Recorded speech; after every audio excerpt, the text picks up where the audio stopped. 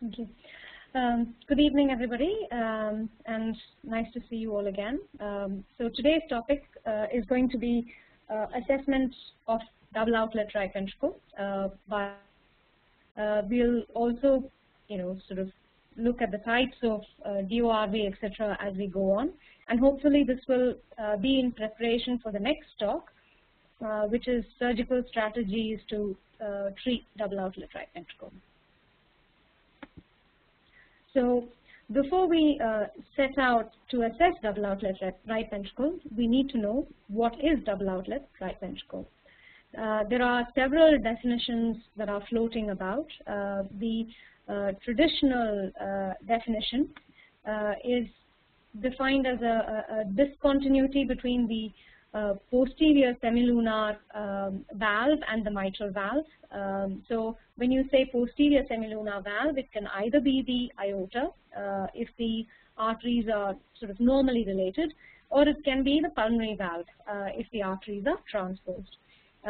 In addition to the discontinuity between the valves, there is also a 50% override of the semilunar valve, so that the posterior semilunar valve arises, at least 50% of it arises from the right ventricle. So this definition is generally preferred by many, although more recently, there is this feeling that mitral valve and semilunar valve discontinuity is perhaps not that important a feature, and that the challenges of the treating or surgically correcting double outlet right ventricle are predominantly faced due to the extent of displacement of the valve. So the other alternative definition is of double outlet right ventricle is where one great artery and at least 50% of the other great artery both arise from the right ventricle. Now, double outlet right ventricle can exist along with normal concordant AV valves. It can exist along with an atretic AV valve, that is only one or single AV valve that is present. It can exist along with AV valve discordance or with double inlet left ventricle. Now, if you look at the last three of this list, when you have a single AV valve, automatically the patient is going down the single ventricle route. When you have double inlet left ventricle, automatically the patient is going down the single ventricle route. And with AV discordance, again, it is often a very complex heart.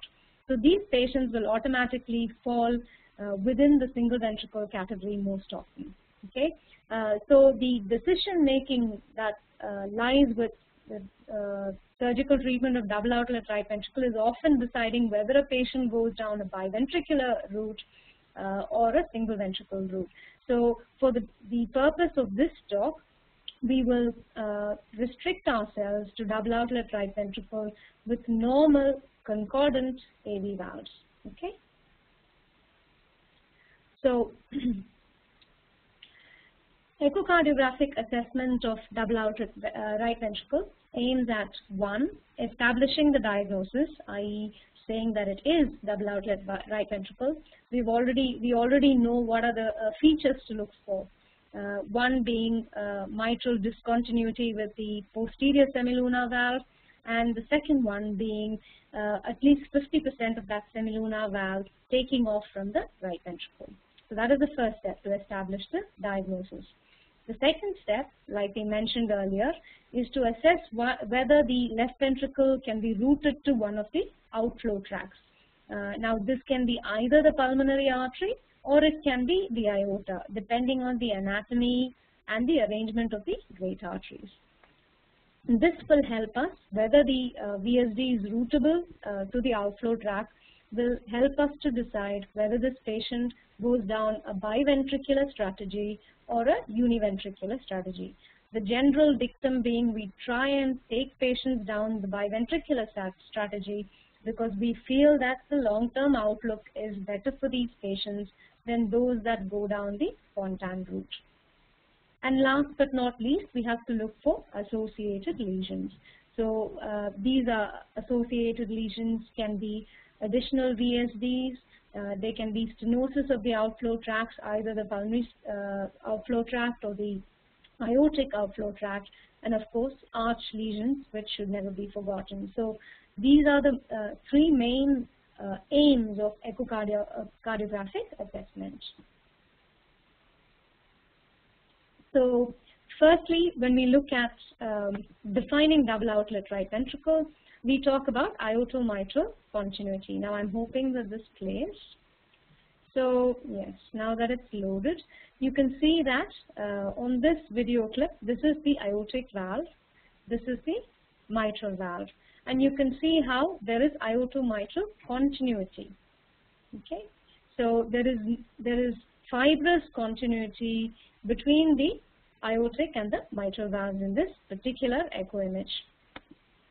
It is an apical 5-chamber view, which is often quite useful for this purpose. The other view that is again useful is your parasternal long axis view.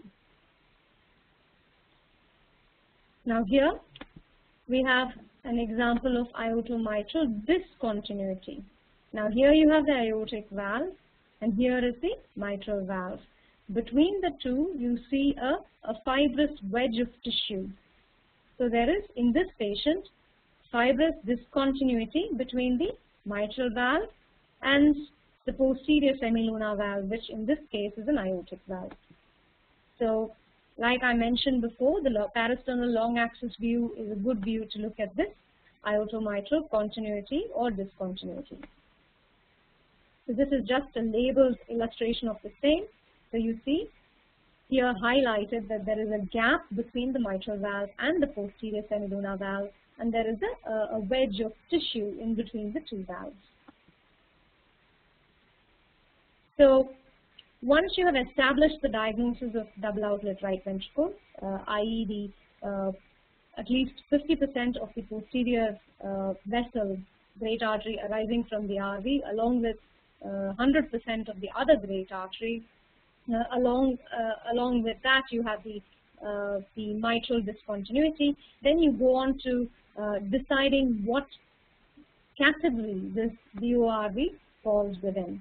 Now, double outlet right ventricle can be classified based on, one, the position of the VSD. Now, a VSD is mandatory in a double outlet right ventricle, and flow has to be from the LV to the RV. It's an obligatory shunt between the LV and the RV, from LV to the RV, because the outflows predominantly arise from the RV. So classification depends on the position of the VSD and the great artery relationship, and based on the various combinations and permutations, you have a whole a list of possible varieties of DORV. Some are more common than others, but the classification is based on position of the VSD and great artery relationship. In addition to that, you can have presence or absence of outflow tract obstruction. The most common outflow tract obstruction is pulmonary stenosis, although LVOT obstruction is also possible. And of course, you have to look for presence or absence of additional VSDs. But the primary classification of DORV is based on the position of the VSD and the great artery relationship. So if you look at these illustrations, you can see the various common positions of VSD that you can find in DORV. Here you have the most common type, which is the subaortic VSD. Here you have the subpulmonary VSD, and this part is called the Taussig-Bing anomaly. And then the third image is one of the remote VSD. Now, remote VSDs are often inlet VSDs, and sometimes they can be muscular VSDs. The key factor in an inlet type VSD is to look for AV valve straddle. Okay, and presence of AV valve between the VSD and the outflow tracts, which could become a difficulty at the time of planning for biventricular repair.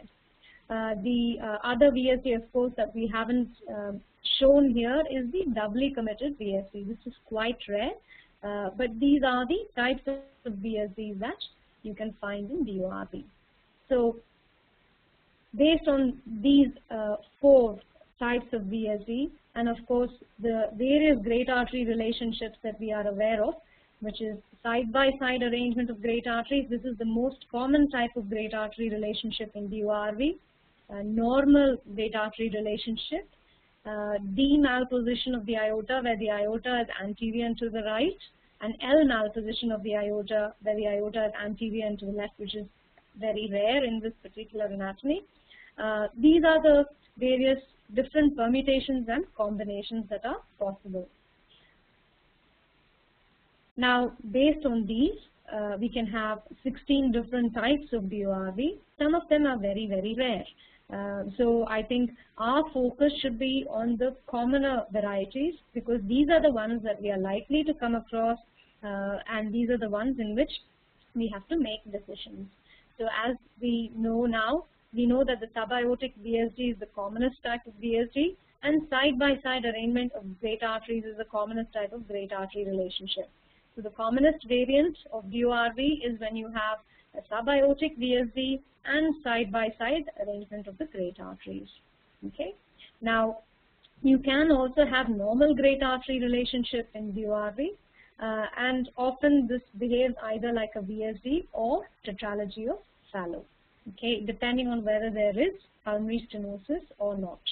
Now, when you have normally related great arteries, the other types of VSDs are very rare. Okay, so the only or the main type of VSD that you find with normally related great arteries is the subaortic VSD. Now, with side-by-side great arteries, you can find the other less common VSDs, and when you have a subpulmonary VSD, what happens is that blood flows from the LV into the pulmonary artery. These patients have lower saturations because the oxygenated blood, instead of going into systemic circulation, is preferentially going into the subpulmonary circulation. They also develop pulmonary hypertension early. There is no PS, and also can be associated with arch abnormalities because most of the flow is going into the pulmonary artery and not enough flow is going into the aorta, therefore giving rise to a substrate for coarctation and arch obstruction. So these patients, where you have side-by-side great arteries and subpulmonary VSD, would behave more like patients with transposition and VSD. Now, remote VSDs can be seen often in association with heterotaxy. And like I mentioned before, VSD is usually in the inlet septum. And what we have to look for when we have VSD in the inlet septum? AV valve straddle. Then we have the next great artery relationship, which is D post aorta, where the aorta is anterior and to the right.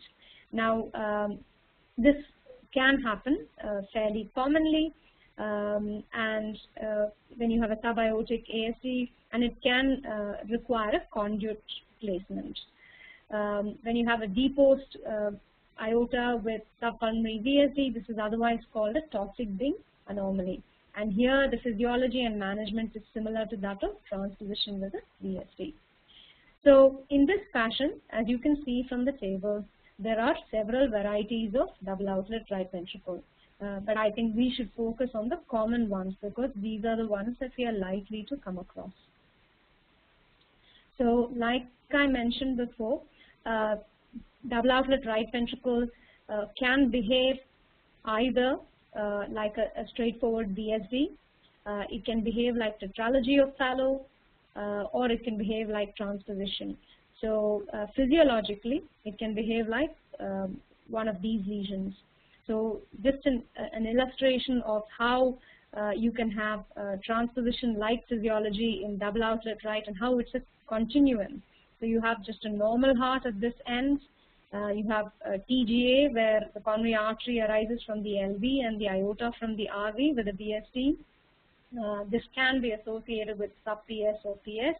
And you see that this can quite easily become double outlet right ventricle. And it will continue to behave like TGA PS. So here this is DORV TGA PS, but it behaves like TGA PS because the physiology is and the streaming is quite similar to transposition. Similarly, you have tetralogy here, and this is double outlet right with a subaortic VSD and PS, and that behaves like tetralogy. So physiologically, it behaves like tetralogy. If you did not have PS, physiologically this will behave like a VSD, because there is no restriction to pulmonary blood flow, so this will behave like a VSD. So, testing double outlet right ventricle are the subcostal views, which can either be coronal or sagittal. They are very useful. And then the long axis and short axis parasternal views. These are the key or the important views, particularly when looking at the VSD and addressing rootability issues. Of course, you have to perform a complete echocardiographic examination where you look at the arch and look at all other anatomical features. But these are the key views to help you in the decision making regarding rootability and whether a patient with double outlet right ventricle is suitable for biventricular repair. So, if we look at the group of patients with double outlet right ventricle and subaortic VSD, as we know, great artery arrangement, side-by-side great arteries is the most common variant. So here again is an illustration of the subaortic VSD. Here you can see how the left ventricular blood flow is directed almost directly into the aorta. So these patients will have good saturation. Of course, because the pulmonary vascular resistance is low, there will be more than normal flow into the pulmonary arteries, and this patient will behave like a VSD. If there is PS, this patient will behave like tetralogy. Now, this here is a subcostal view. Okay, it's a subcostal sagittal view with the probe, the echo probe, which is placed with the pointer of the probe sort of pointing upwards at 90 degrees. So here, this is the image that you get when you do a subcostal sagittal view. This is the LV, and this here is the RV. You can see the ventricular septum, the crest of the ventricular septum, and you can see the aorta here with the subaortic VSD. Now, just looking at this image, you can clearly see that this aorta is probably rootable, that you can place a baffle or a patch here, and that LV can be committed to the aorta. This is just a running image of the same. Okay, once again, double outlet right ventricle, you see the two small arrows there are pointing towards the aorto-mitral discontinuity. So you can see that this satisfies the traditional definition of double outlet right ventricle. You can see that the aorta almost completely arises from the RV, but you can see that the VSD is probably rootable to the aorta. So the aorta can be rooted to the LV, and the VSD appears large enough so as not to cause left ventricular outflow tract obstruction. So these are the considerations, and there appears to be no AV valve tissue or coronal tissue in between. So this appears to be a rootable DORV with a subaortic VSD. So I think these points we have already discussed. Excellent. So this is the DORV with a subaortic VSD which appears rootable. Now that was the subcostal sagittal view. Now here we come to the coronal view. That is, we keep the probe flat on the abdomen with the pointer pointing towards the left of the patient. And this is the sort of image we get. We get a side-by-side arrangement of the great arteries because they are at the same plane. So they are just made just beside each other. So you get this sort of appearance where you have the aorta and the pulmonary artery just next to each other. Here the aorta is to the right of the pulmonary artery, and here you can see the outlet septum, the coronal septum. And this is the RV. This is where the VSD enters. So this is just a moving image of the same, once again illustrating the same features. So the aortic valve, the pulmonary valve, the coronal septum in between, and again you can see how the great arteries are side by side. So once again, the text just explains whatever we've just discussed. So that is, these are two important views to look at double outlet right ventricle, the subcostal, sagittal, and coronal views, and that was a subaortic VSD. And here you have a short axis type view, and basically this helps to tell you the relationship of the great arteries. Now ideally you want to have this view at valve level, but here the great arteries are laid sort of pretty next to each other, so side by side. The PA, as you can see, is large. So here the physiology is probably that of a VSD rather than tetralogy. So the short axis view is good for looking at the arrangement of the great arteries. Now 3D echocardiography is increasingly becoming a valuable tool in assessment of double outlet right ventricle. So these are just 3D image acquisition planes, and once again you can correlate very beautifully with what you've seen on 3D, on 2D. So these are the image planes. So this is the initial, once again you've seen this image before just on 2D, these two images. This is the subcostal, sort of sagittal, coronal type views. And this is the 3D reconstruction of that. So you can see this is the RA, RV, you can see the VSD here beneath the aorta, and you can see the RVOT with the pulmonary artery. And once again, this is just more magnified and labeled for easy appreciation. You can see the aortic valve here, the right atrium, the right ventricle. You're looking at the right ventricular surface, and you can see beautifully how that VSD is opening beneath the aorta. So 3D is increasingly becoming a very useful tool, and recently, I think just very recently, a paper has come out from Guy's Hospital just on this topic of 3D assessment of double outlet right ventricle. So it's worth a read for those of you who are keen to get into 3D echocardiography. Now, of course, we have to look for additional lesions, and this is double outlet right ventricle with a subaortic VSD with PS as well. Okay, so this is another subcostal sagittal view, which is tilted more towards the left, and it shows the right ventricular outflow tract or the pulmonary outflow tract with subpulmonary and pulmonary stenosis. So this patient will behave like a tetralogy of Fallot. So these patients who have double outlet right ventricle with subaortic VSDs, although you would think from a 2D image that just a straightforward patch would close that VSD, actually they need a bit of a baffle, so an incomplete tube really, to form a baffle or a tunnel between the VSD and the outflow tract. I'm sure that Dr. Iyer will go into the surgical aspects of treatment in his talk, so I will not dwell on it at great length. So next subgroup is our double outlet right ventricle with subpulmonary VSD, and when there is a demalposition of the aorta, it is called Taussig-Bing anomaly. And here you can see from this illustration that the VSD is now subpulmonary, and from your subcostal sagittal view, you can see how the VSD now opens beneath the pulmonary valve.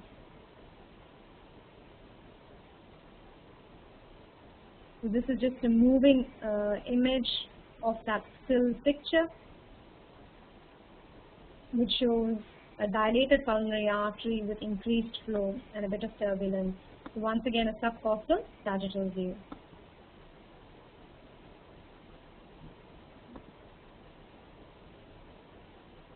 Obviously, one has to identify the great artery. So, I mean, it is often difficult to show you in a single moving clip that this is indeed the pulmonary artery, but it is. You have to take my word for it. But you can see how you have the aorta and the pulmonary artery. You have the outlet septum in between, and you have the VSD just here, with the LV flow going directly into the pulmonary artery. So in this patient, you will have lower saturations because of unfavorable streaming of blood. You will have an early incidence of pulmonary vascular disease if there is no PS, which is not there here. Also you could have arch abnormalities because a lot of blood is flowing into the lungs and not enough into systemic circulation. So these are the associated problems to expect with a subpulmonary VSD. Okay. So this is a long axis parasternal view, once again with a subpulmonary VSD, but in this patient there is PS as well. You can see from this image that there is the pulmonary artery is smaller. For some reason it doesn't seem to want to run. Not entirely sure why. But this is double outlet right with VSD and transposition with PS. So this, as you may remember, is similar to PGA VSD PS. Okay. So the only difference is that there is fibrous discontinuity and that the great arteries predominantly take off from the RV. So it's part of the same spectrum as PGA VSD PS, and it behaves like PGA VSD PS. So this is again just views of parasternal long axis and short axis in DORV with subpulmonary VSD. And this patient has PS. You can see clearly just from the size of the pulmonary artery that there is PS, and there is some subpulmonary obstruction as well. This is the aorta, which is anterior and to the right, and the pulmonary artery, which is smaller, appears to be a bicuspid valve probably, and it is posterior and slightly to the left. So in these patients, you can either carry out a VSD closure with arterial switch if there is no significant PS. It is easier to commit the VSD to the pulmonary artery. Let me just see if we can see some pictures of it. Sorry. So it is easier to commit the VSD to the pulmonary artery than it is to the aorta. So what you can do is just as you do in PGA VSD, you know, it's quite difficult, isn't it, to route the LV into the aorta here. Instead, you just route it to the pulmonary artery and you switch the great arteries. This is when there is no PS. When there is PS, you have to think of alternative strategies. So then you have to come up with REF tele or REF procedures. The REV avoids using a conduit, which is a problem, obviously in a small child. Conduits have their own difficulties and need frequent replacement.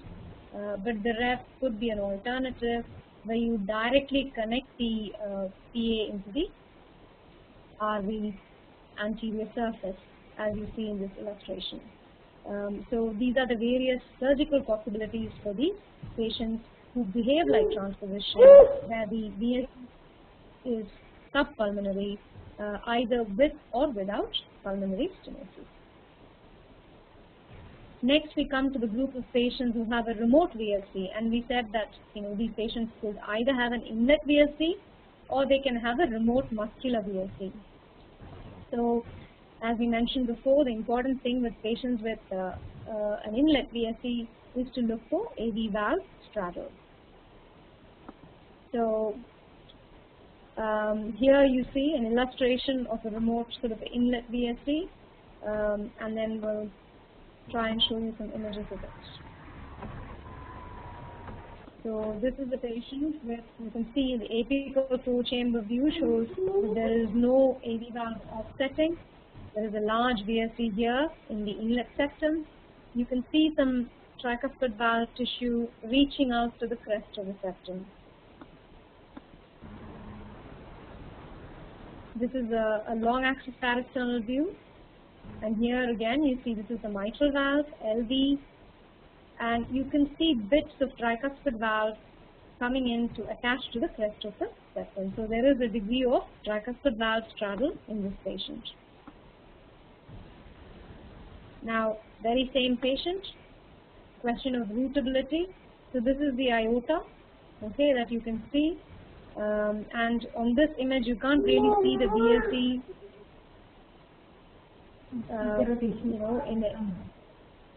to be routable to the aorta. I can hear some noise. Can people just mute their microphones? That would be helpful. And on this view, the VSD appears routable. So it's a little difficult really in this patient. In patients with inlet or remote VSDs can be quite a challenge surgically. And again, I think the surgical strategy will very much depend on the unit and the surgeon and the team as to what they feel comfortable with. Sometimes it is better to do a single ventricle repair than to do a bad biventricular repair. So I think we have to bear that in mind. One cannot be too aggressive about promoting a biventricular repair if the unit is not geared for it, and then you end up with outflow tract obstruction or problems. Then you've probably done a great disservice to the child who may have lived quite happily with the spontan circulation and two good, well-functioning ventricles. So we have to be careful about how aggressive we are with promoting biventricular repair, depending very much on where we work and how we feel as a team about taking these patients on. So when it comes to inlet type VSDs, there are various techniques that are possible. One of them could be to use multiple patch in this really complex fashion. So you can see what I meant when I said it depends very much on individual expertise or a unit expertise in dealing with these patients. And again, another strategy would be to actually route the VSD. Here, the VSD would be, if the tricuspid valve comes in between the VSD and the aorta, therefore the VSD is routed to the pulmonary artery, and then a switch is performed. So each patient has to be individualized, and decision making has to be individualized. But various innovative strategies can be used to deal with these patients. But like I said, a poor biventricular repair is not acceptable. You cannot offer a good biventricular repair. A single ventricle strategy is better in complex patients with remote or difficult to route VSDs. So we talked about additional lesions, and here we have an additional sort of muscular VSD in addition to the VSD higher up, and this has to be dealt with as well. So all these additional factors can play a part in your decision making. Not only the position of the VSD, but the size of the VSD is also important. Now here you see that this is the aorta. These orange arrows indicate the aorta. These white arrows indicate the VSD. You can see how if you put a baffle across here, the VSD will actually restrict the left ventricular outflow tract. So in this case, it is important to resect that outlet conal septum in order to open that left ventricular outflow tract out and to avoid left ventricular outflow tract obstruction. So it is important when you do your echocardiographic assessment to look at the size of that VSD and look at the potential for left ventricular outflow tract obstruction. So if you look at what are the factors that prevent two ventricle repair, now of course you need two good sized ventricles, that is mandatory. You need good AV valves. So these are two mandatory factors or absolute factors. So if you have AV valve stenosis or you have hypoplastic ventricles, it's an absolute no-no. You can't go for a biventricular repair. All other factors are slightly subjective. So is there AV valve straddle or not? Like the patient we saw, the image we saw with the inlet VSD and the AV valve, tricuspid valve inserting to the crest of the ventricular septum, that degree of AV valve straddle may be manageable. It may be that the surgeon can deal with it. He may be able to disconnect the cord and reattach it. So AV valve straddle, although it's a relative contraindication, it is not an absolute contraindication. Unroutable VSD. So what do we call unroutable? Like I said, it is very much unit dependent. So a VSD that appears or that is routable to one scene might not be to another. And you have to individualize it based on your own local circumstances as to whether a patient is operable or not. Now, presence of conal septum. between the VSD and the aorta, that is something that people can deal with fairly easily, so it can be resected most often, and it's usually not a problem. AV valve tissue between VSD and aorta is more of a problem, and that can be an issue, and it could prevent you from performing a biventricular repair. When you have a very large VSD, almost like a single ventricle, or you have multiple VSDs, these can be factors that prevent biventricular repair, and perhaps the risk of long bypass time, very complex operation versus performing a good single ventricle surgery, has to be weighed. Of course, economic considerations are very important. Our patients cannot afford multiple reoperations, particularly when you're using conduits. You have to bear in mind that there is a life to the conduit, and these patients are going to come back to us.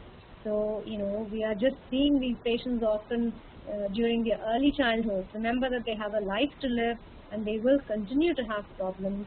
And to a certain extent, consideration has to be given to this factor as well. The one important feature that has some bearing on the rootability of the VSD is the distance between the pulmonary valve and the tricuspid valve, as to whether an aortic valve can be routed to the LV without causing right ventricular outflow tract obstruction. So the closer the pulmonary valve is to the tricuspid valve, then the more likely you are to need a conduit. So this is one of the factors to look at during the time of your assessment.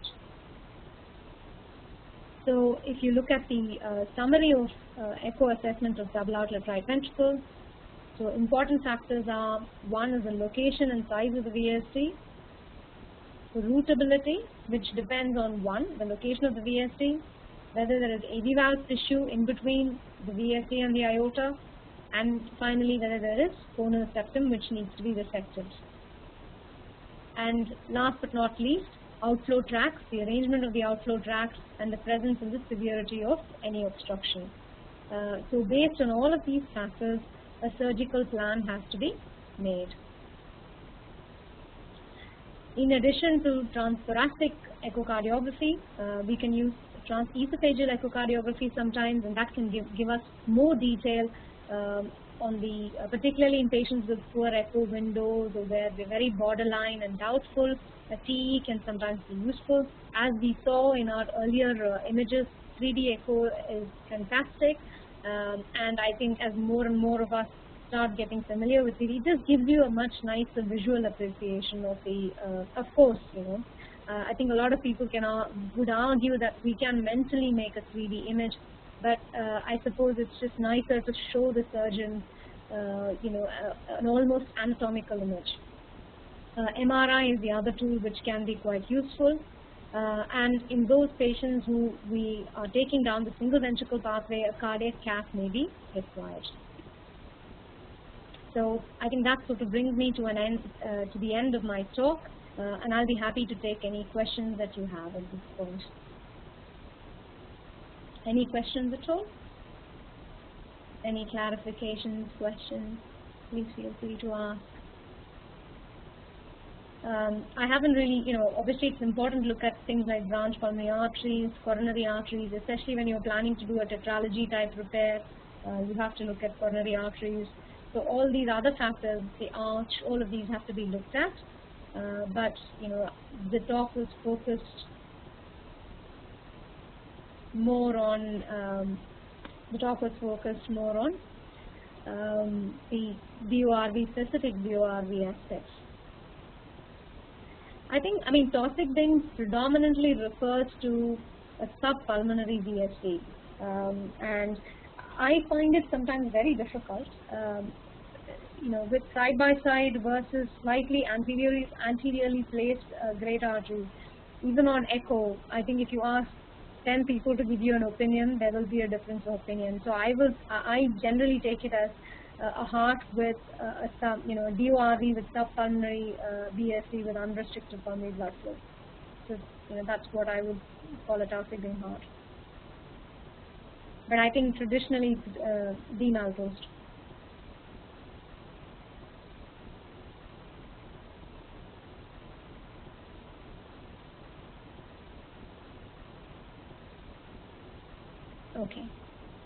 Any other questions?